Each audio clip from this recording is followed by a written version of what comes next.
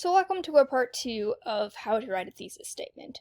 So this is just going to be a time for you to practice at pretty low stakes, which is mean to say that I'm not making you read an entire essay, not yet at least, nor am I making you pull from something super academic. No. In fact, we're going to start with some topics which arguably you could say on the internet might get some people pretty heated, but day to day are probably going to be pretty safe and inflammatory topics. So if you'll notice right here, I have a list of things from the internet that has made many people have arguments on the internet about it, whether it be for one opinion or another. I'm not even asking you to have an opinion on things yet. I'm just asking you to pick one of these topics. So what's going to happen is that you should pull up a piece of scrap paper. You can also find this assignment on Canvas. Either way, you're going to have a piece of scrap paper, and what you're going to be doing is we are going to go through the steps bit by bit. Some of it might seem really broken down, like you're probably going to do most of these steps in a matter of seconds and not in minutes like we're going to do, but that's okay. It's fine to start at the basics and get a good sense of how a thesis statement all comes together. So, pause this to figure out what one you want to write about. And once you do, unpause this video.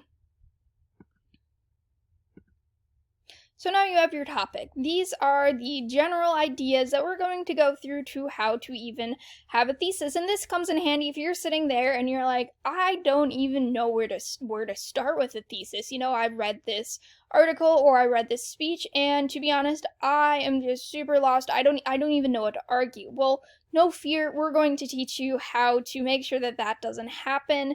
And if you need to break it down to these steps, you, I think, will come up with a pretty strong thesis at the end of the day. So all of these steps, we're going to go one by one and be able to go through this. So I have pre-recorded ideas right here already that I'm going to go and make the font different as we're going through it. But you should be doing these steps A through G on your piece of scrap paper with me, and I will tell you when to pause and to unpause and about how much time to give yourself, at least for this activity, to do. So number 1, what is your basic topic? So this is the fun topic that you've chosen from the slides. I have chosen to do, hey, look at that, we're gonna do the Twilight series, because I was about a little bit younger than the biggest age group where it came out, but I read the Twilight series, and I enjoyed it, but in my defense, I was in 6th grade. However, apparently it's having a renaissance, and I have a lot of feelings about that. So that's our first step. So now you have your topic. So now think of what is an issue within your topic. Not even what is your opinion, but just think of something that people have brought up either as a good thing or a bad thing. And when I say issue, I mean just some sort of topic within your topic. So mine is just straight up bad writing. Like that just people say there exists bad writing. So take 30 seconds, pause this video, and think of your topic. So now you've unpaused it, you have your topic. So now you need to pick a position on where you stand on that topic, and you can actually feel this way, or maybe you want to take this as an ability to push yourself. If maybe you're like, I know how to write thesis statements and I write them really well, then maybe try to take the opposite position than what you normally would, just for fun. So this is where you stand on the above topic. Are you in agreement or are you not? So, my position is that Twilight has bad writing. I'm not even making any claims about it. Oops, not supposed to highlight. Transparent. The only thing that I am strictly arguing right now, or agreeing with, is that Twilight has bad writing. If I went the other way, I would say Twilight has great writing. But either way, you're like, okay, I know where you stand on this. So take maybe another 30 seconds, pause this video, and try to pick your stance. So now we're going to go to the step that might be the hardest, or the one where maybe you do all of these 3 in a split second in your mind, but now you have to think of your assertion or your claim. So Twilight has bad writing, I mean, that's kind of a claim. It's more just where you stand. So now you actually have to make a statement that you are going to be able to support in one way or another. So mine is, Twilight's bad writing encourages subpar creative writing. So you can already see that my position is in there. So Twilight has bad writing. I'm like, yes, Twilight has bad writing, and this is why it sucks. It's not quite as far as why we should care about it, but it's a claim that's a little bit further, a little bit more, I guess, higher level than just Twilight is bad writing. This is why the bad writing is something we should be talking about. Not why it matters, but it's more like an idea about something we should talk about. So Twilight's bad writing encourages subpar creative writing. So take about a minute if you need to. Try to think of a specific claim that comes out of your stance. Pause this and unpause it when you've done that. So now you need to think of 3 ideas that you could use to support your topic. So if you are writing a full-on research paper or full-on argumentative paper about this, your 3 ideas would be obviously your 3 body paragraphs, as we've gone and talked about.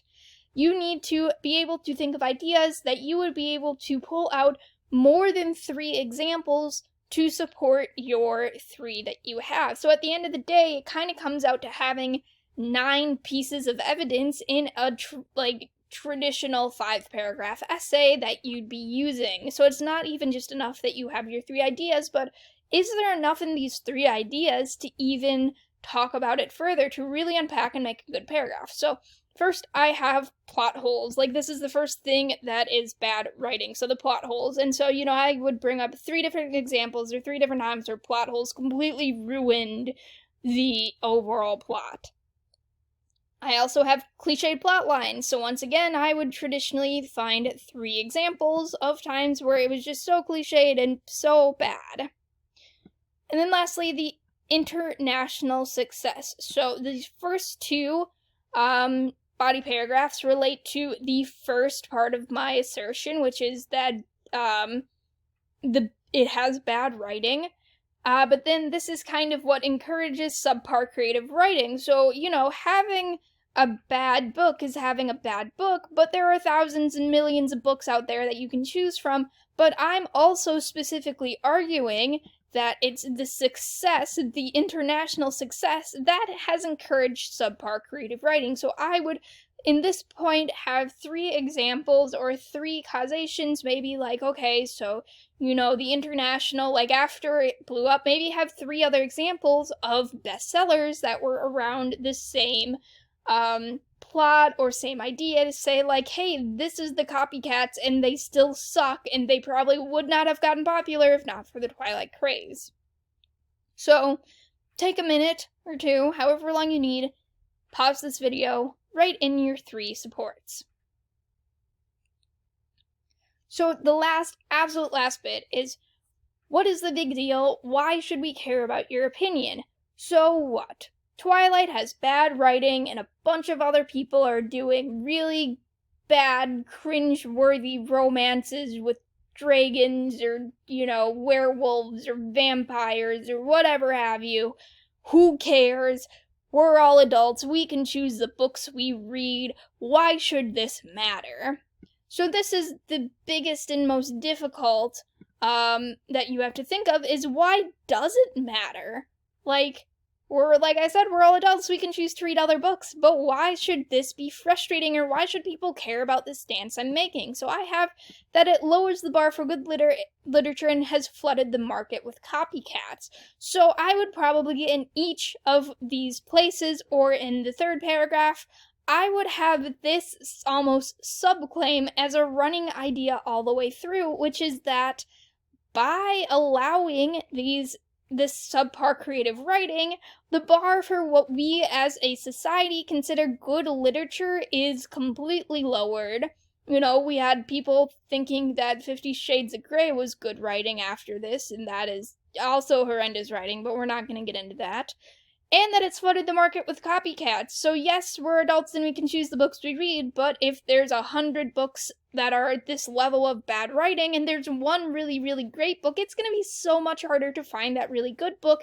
And equally, if you're a person that enjoys creative writing like I do, and I would one day love to publish a novel, it's probably not as a big of a deal now because we're a little bit past the craze, but at the time it was happening, it was so much harder to actually publish a good novel just because they kind of realized what the public wanted, and that's a frustrating realization for a writer. So this is why it matters, and maybe you're not a reader or maybe you're not a writer and this doesn't matter for you, but for a group of people it is going to matter. So this one might take you the longest. Pause this video as long as you need to figure out your big deal, why should we care, and then come on back and we'll put it all together. So you have all your supports now. So now your goal is to put it into one single sentence. That is your goal. One sentence, just one.